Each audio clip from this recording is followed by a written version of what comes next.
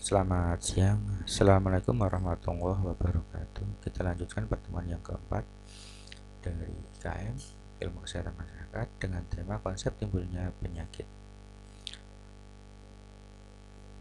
Konsep dasar timbulnya suatu penyakit itu ada beberapa teori, diantaranya teori segitiga epidemiologi atau epidemiologic triangle. Kemudian yang kedua teori roda, yang ketiga teori jaring-jaring sebab akibat. Teori segitiga epidemiologi, di sana ada komponen yang mendasar yaitu agent, host, dan informant. Maka perubahan pada salah satu faktor atau komponen akan mengubah keseimbangan tersebut.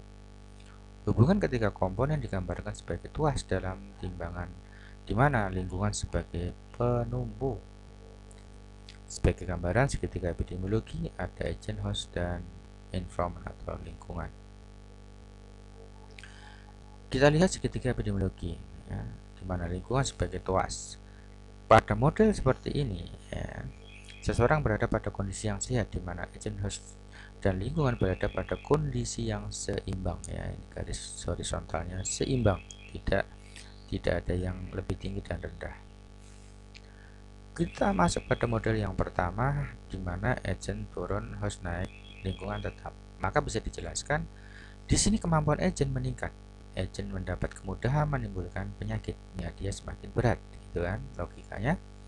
Terjadi penyakit infeksi, yaitu munculnya strain baru pada agent, ya, karena mungkin mutasi misalkan mutasi pada virus influenza, ya, seperti sekarang, ya. Misalkan adanya varian baru dari COVID, yaitu varian Delta, ya, yang kemarin muncul. Maka kemampuan agent dia meningkat, gitu. Kemudian model yang kedua, adanya peningkatan kepekaan host terhadap suatu penyakit. Jadi host semakin berat, kenapa? Dia meningkat pekanya sehingga dia mudah menerima penyakit. Contohnya perubahan komposisi penduduk menurut umur dan jenis kelamin, peningkatan jumlah penduduk usia rentan, maka dia semakin mudah untuk terkena penyakit. Kemudian model yang ketiga masih mirip dengan model yang kedua, cuma ada penjelasan yang berbeda. Ketidakseimbangan disebabkan oleh bergesernya lingkungan, dengan lingkungan menggeser memberatkan host. Ya, pergeseran atau perubahan kualitas lingkungan merugikan atau menyebabkan menurunnya daya tahan tubuh. Contohnya pencemaran udara menyebabkan saluran nafas menyempit, mudah terkena infeksi. Kemudian model yang keempat, di sini terjadi pergeseran kualitas lingkungan memberatkan agent. Terjadi pergeseran kualitas lingkungan, perubahan kualitas lingkungan mempermudah atau menguntungkan penyebaran agent. Contoh terjadinya banjir menyebabkan air kotor yang mengandung kuman kontak dengan masyarakat dan lebih mudah masuk ke tubuh masyarakat. Kemudian berikutnya teori yang kedua, yaitu teori roda atau well, memerlukan identifikasi beberapa faktor yang berperan dalam timbulnya penyakit dengan tidak mementingkan pentingnya agent saja. Besarnya peran dari masing-masing faktor bergantung pada penyakit yang bersangkutan. Bisa dilihat pada gambar berikut, di mana pada tengah ini adalah inti genetik, kemudian di sini ada host, dan yang paling luar adalah lingkungan, begitu lingkungan fisik, sosial, atau lingkungan biologi. Bisa dijelaskan dari gambar tersebut di atas bahwasanya peranan lingkungan sosial lebih besar dari lingkungan lain pada stres mental. Jadi dilihat dari kasusnya dulu. Kalau mental tentunya sosial lebih berperan. Kemudian berikutnya peranan lingkungan fisik lebih besar daripada yang lain pada sunburn. Jadi adanya apa? Kebakaran dari sinar matahari terhadap kulit. Nah, ini lebih banyak ke fisik, bukan dari yang lainnya.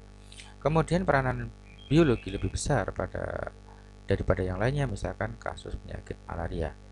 Peranan inti genetik lebih besar dari yang lain pada penyakit keturunan.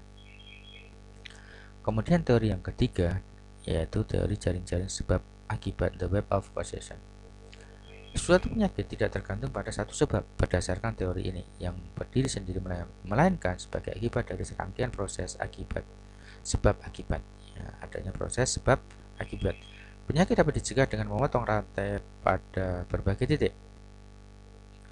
Sebagai contoh kasusnya adalah penyakit kurang gizi. Nah, orang kurang gizi disebabkan juga karena konsumsi makanan. Ya, bisa juga daya tahan tubuh dan penyerapan gizi yang kurang bagus. Makanan atau konsumsi makanan yang tidak memadai bisa jadi karena pengetahuan, bisa juga karena produk bahan makanan yang rendah, bisa juga daya beli masyarakat yang rendah. Pengetahuan rendah dipengaruhi oleh pendidikan. Pendidikan dipengaruhi dengan kemiskinan. Nah, ini adalah satu faktor, satu kasus, tapi kalau diurai itu menjadi sangat banyak penyebabnya sehingga sulit menentukan penyebab utama. Namun, dapat dilakukan pencegahan dari berbagai arah. Kemudian kriteria kausasi. Pendekatan model penyebab penyakit masih membutuhkan pertimbangan yang mendalam dengan studi yang cermat untuk sampai pada keputusan hubungan kausal atau hubungan sebab akibat. Penentuan kausasi membutuhkan bukti-bukti yang ada, ya, seperti Britt Hill membuat kriteria yang dapat digunakan sebagai panduan penentuan apakah suatu merupakan penyebab. Nah, maka di sana kriteria Hill, ya, hubungan temporal, misalkan sebab mendahului akibat. Kemudian plausibilitas, maka penjelasannya ada mekanisme biologi yang menjelaskan proses penyakit. Kemudian konsistensi, kejadian berulang pada pengamatan orang lain.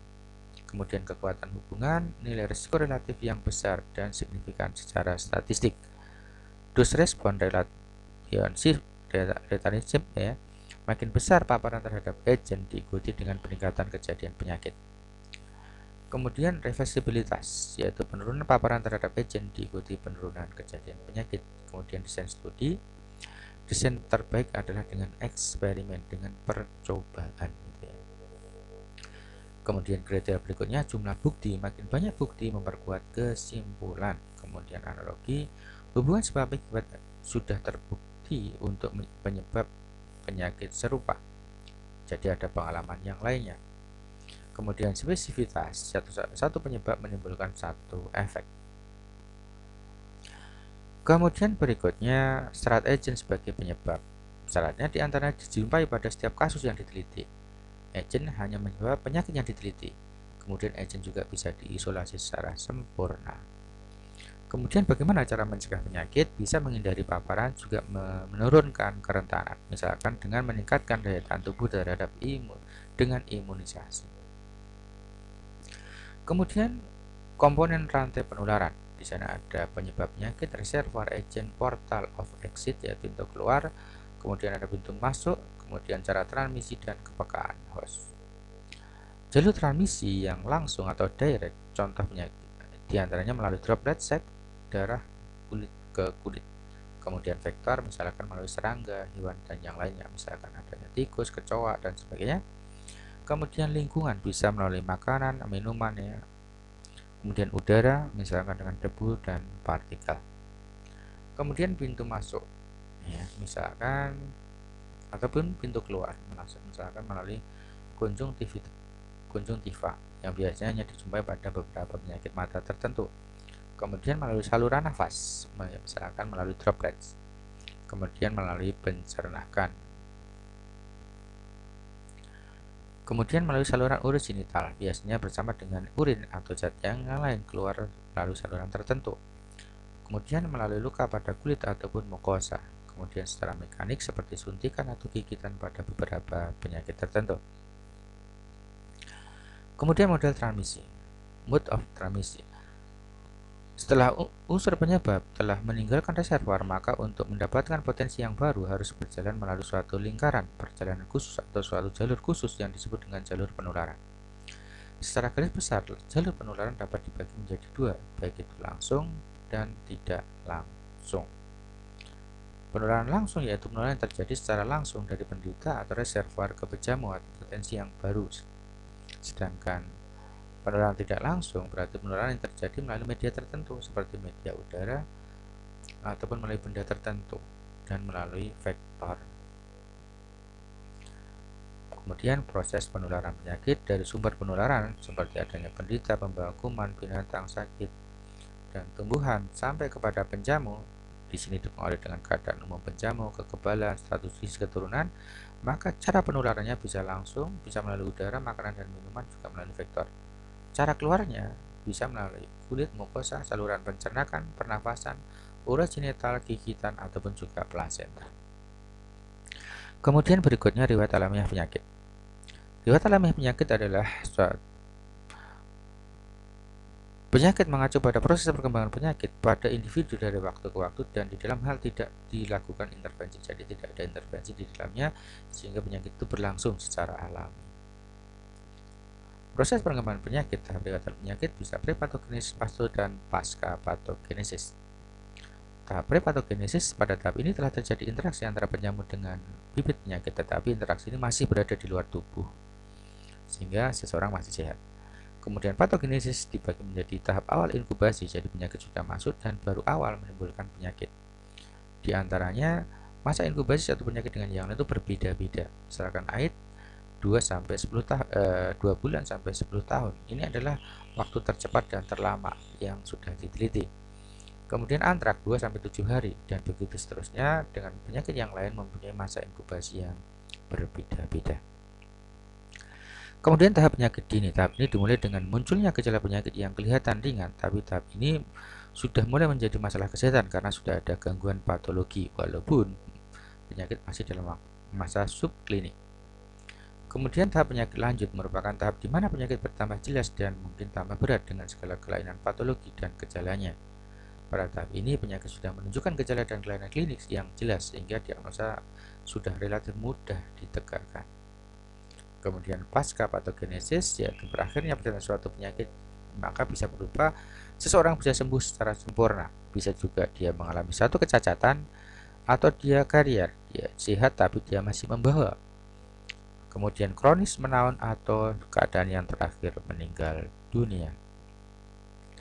Kalau kita singkat dalam perjalanan penyakit, ya seperti prepatogenesis, pato, dan pasca patogenesis, di sini penyakit belum masuk, kemudian masuk di awal sampai terakhir kondisi seseorang.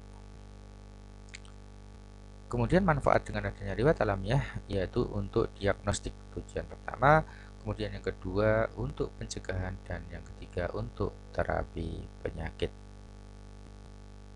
Demikian materi yang bisa kita sampaikan. Kita beralih dari ke forum tanya jawab. Assalamualaikum warahmatullahi wabarakatuh.